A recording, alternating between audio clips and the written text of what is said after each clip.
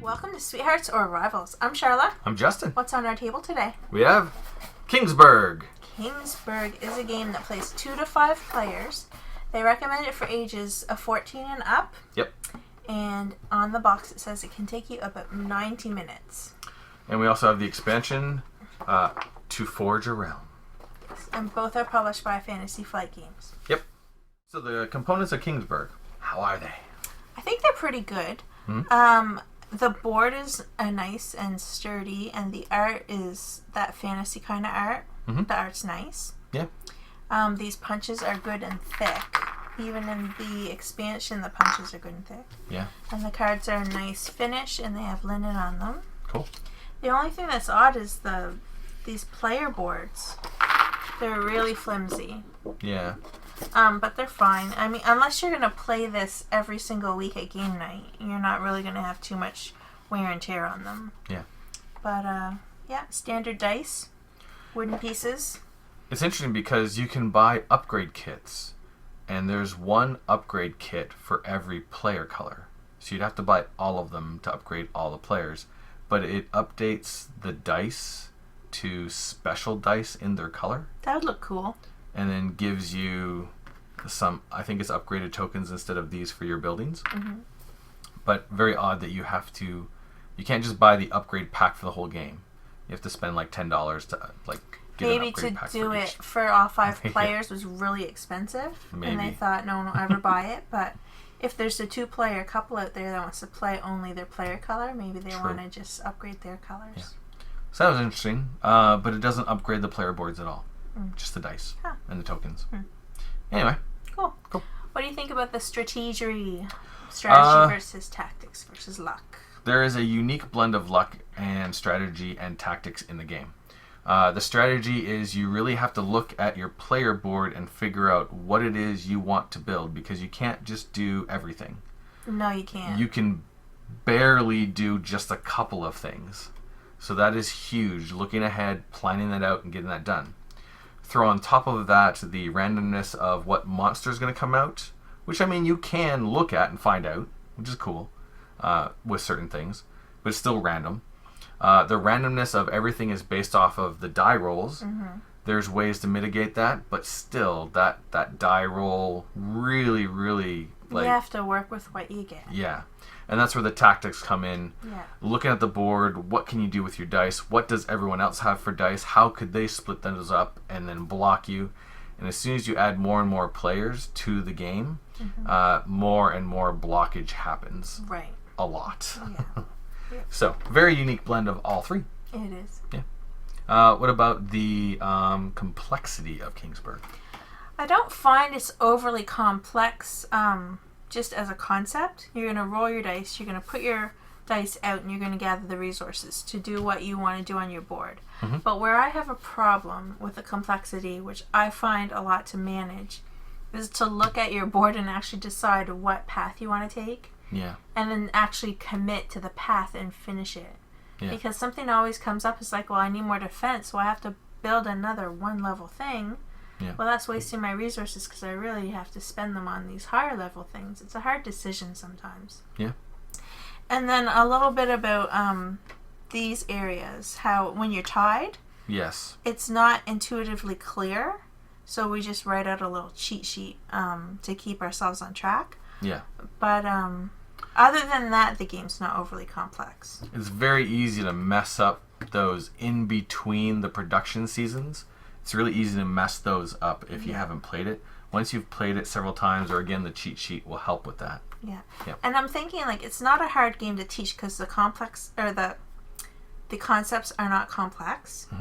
It's once you get into the game that you realize how many layers that there are to the game and how many things you have to juggle and balance to actually play the game well. Yeah. Yeah. Absolutely. Cool. What do you think about the playability? The playability of the game. It's interesting because the game does change drastically with the number of players. Playing a 2-player game, there's a special rule that you roll some dice and a couple things get blocked off, but it's not that many. It doesn't seem like that many. As soon as you add a couple other players, and there's this very kind of passive-aggressive way that you can look at what everyone has and block stuff that they're going to go after. Right, yeah. That can make, manipulating the board frustrating. So I find it actually better at lower player counts. I do too.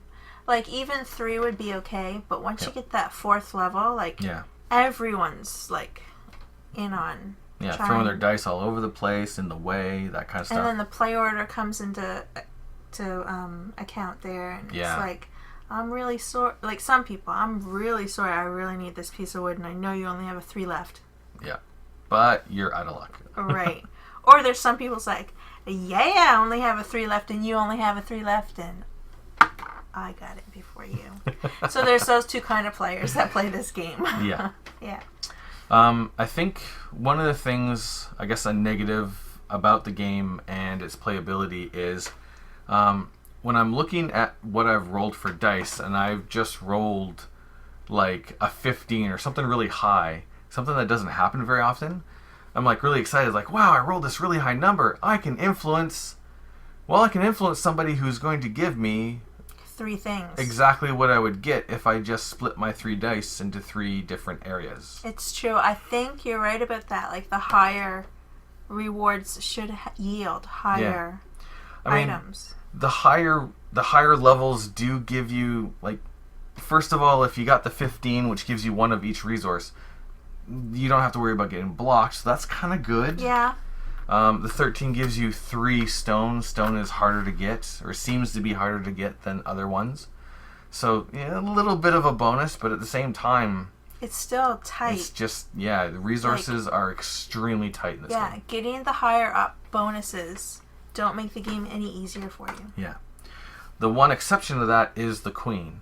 I have in the past either won games or came really close to winning games, or I've seen other people win games just by getting the queen spaces a couple of times. 3 points. Yeah. 3 points is huge. That is a huge bonus. Yeah. It doesn't seem like it, but I've seen people come down to it, or games come down to, I won because I got the queen once or twice and nobody else did. Right. Or something like that.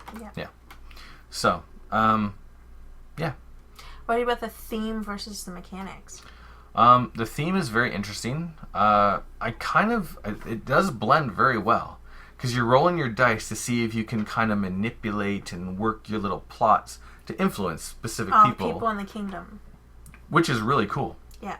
I really like this year-long track where you influence people, getting stuff, building stuff, and then you've got that unknown enemy at the end of the season, or at the end of the year. Mm-hmm. I think that's really cool. And then, of course, over on your own player board, all this stuff down here, you get to pick and choose what you're going to develop and how your province is going to run, which is very thematic. I like that. Yeah.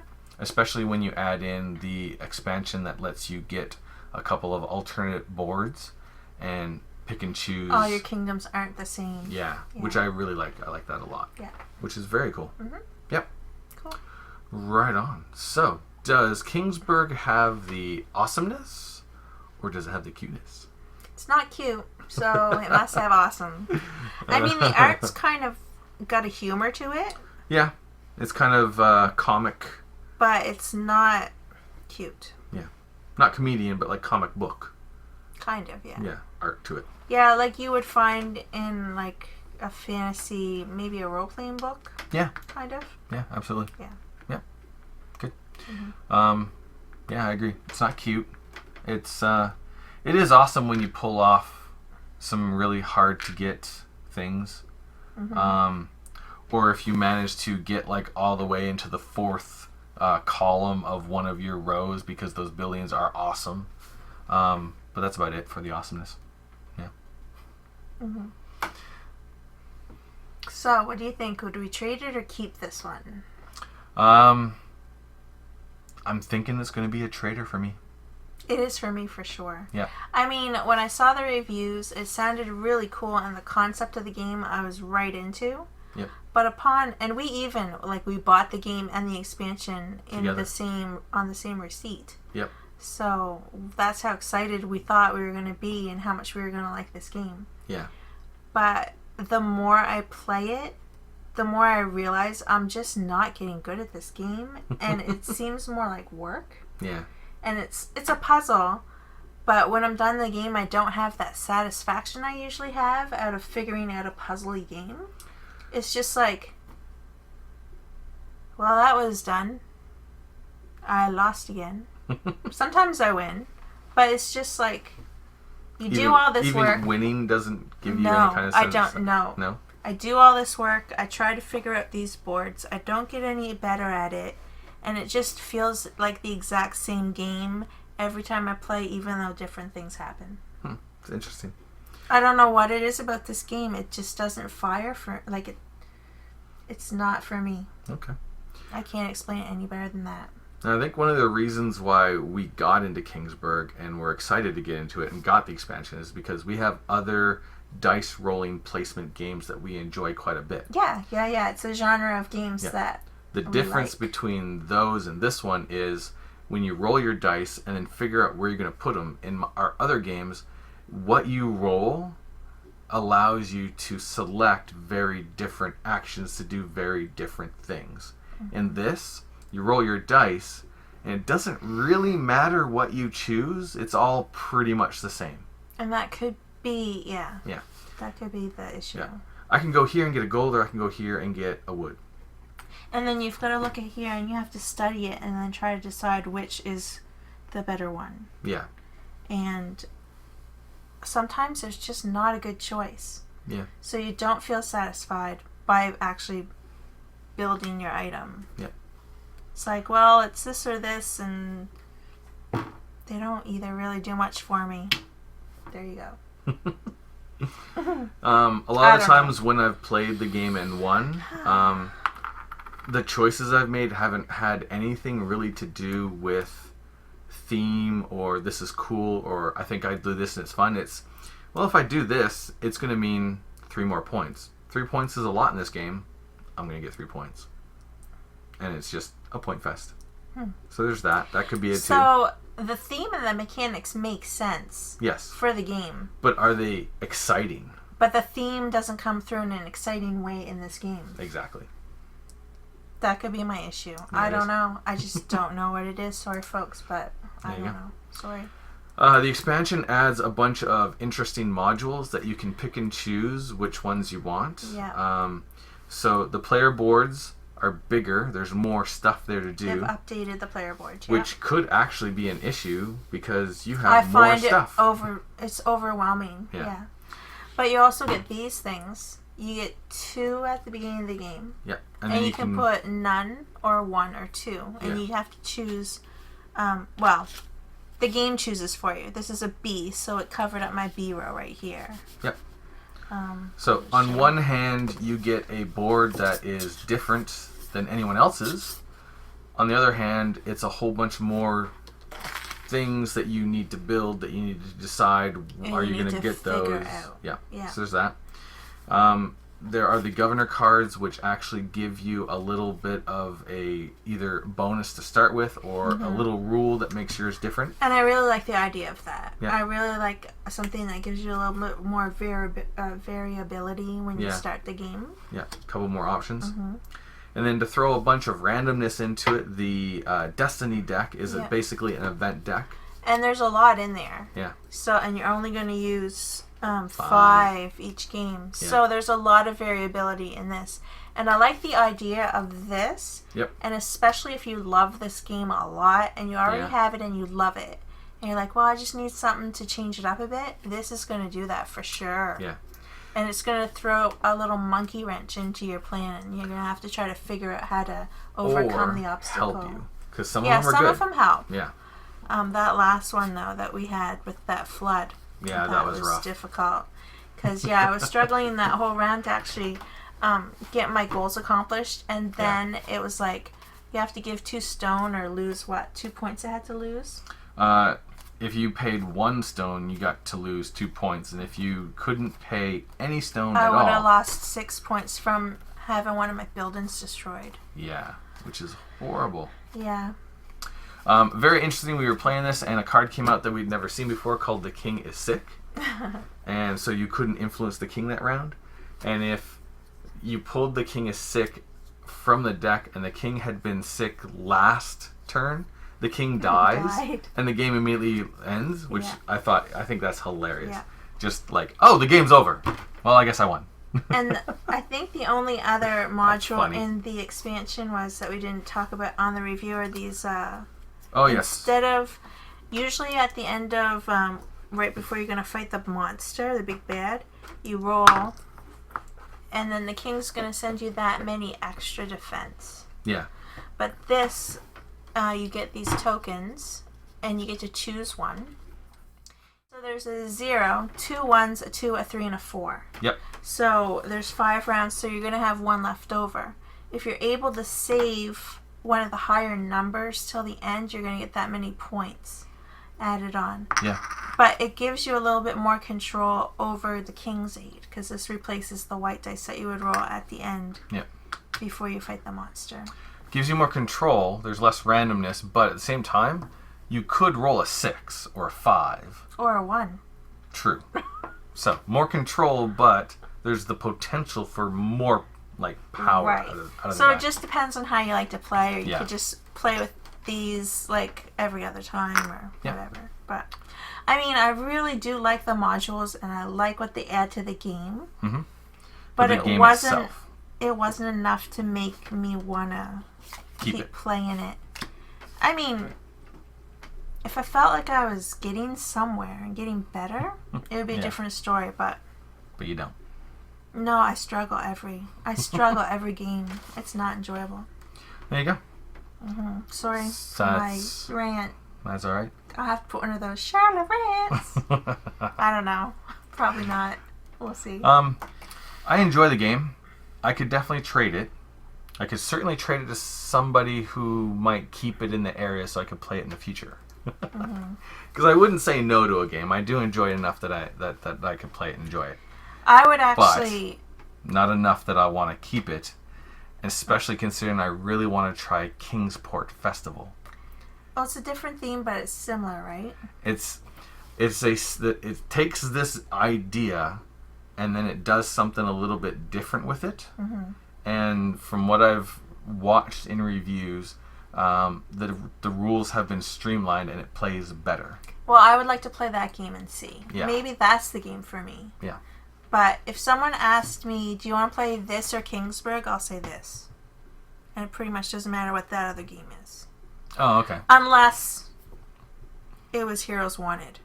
Yeah. Or that other one I said I would never play again, which at the moment is not on the tip of my tongue, but... There you go. So, did we finish this game as sweethearts or rivals? We finished this game as confused. Sweethearts. I have no idea. I'm still like... You're like a rival against the game. It doesn't matter what I'm doing. I don't even know you're playing. This is the first time that ever happened. But I'm not a rival against you or a sweetheart against you with this game. You're just a rival against the game. It's the game that's messing with you. It did. There you go. That is Kingsburg, and To Forge a Realm, the Kingsburg expansion. Right. Right on. Thanks for watching. Thanks a lot. See you in the next video. Laters.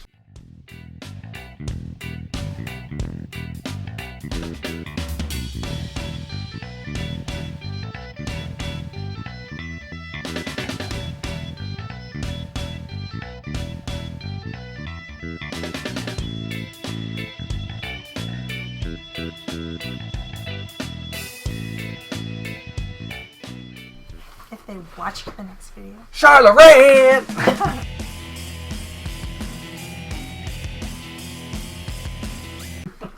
I don't know. Maybe this was the game that I said I would never play. Maybe. It was on the podcast, remember?